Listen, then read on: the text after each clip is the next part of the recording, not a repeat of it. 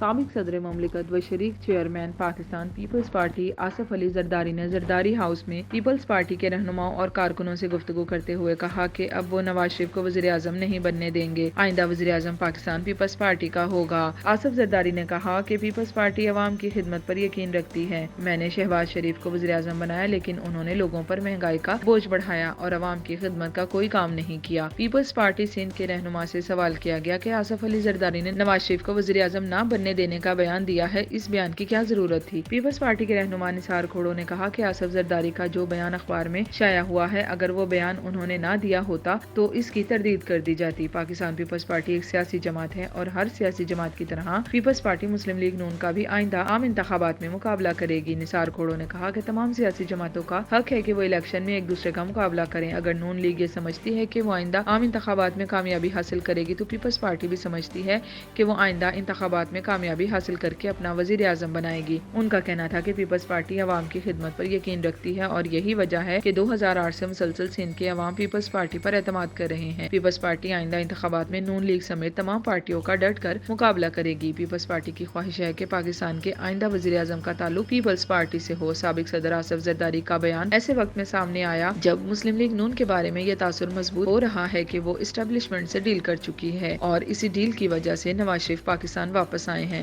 غیر مصدقہ اطلاعات کے مطابق ڈیل کا ایک حصہ یہ ہے کہ نواز شریف آئندہ وزیر اعظم ہوں گے۔ مبصرین کا کہنا ہے کہ پیپلز پارٹی کے تحفظات کی وجہ یہ ہے کہ آصف علی زرداری بلاول بھٹو کو وزیر اعظم بنتا دیکھ رہے تھے، لیکن نواز شریف کی واپسی نے ان کے لیے پانسا پلٹ دیا ہے۔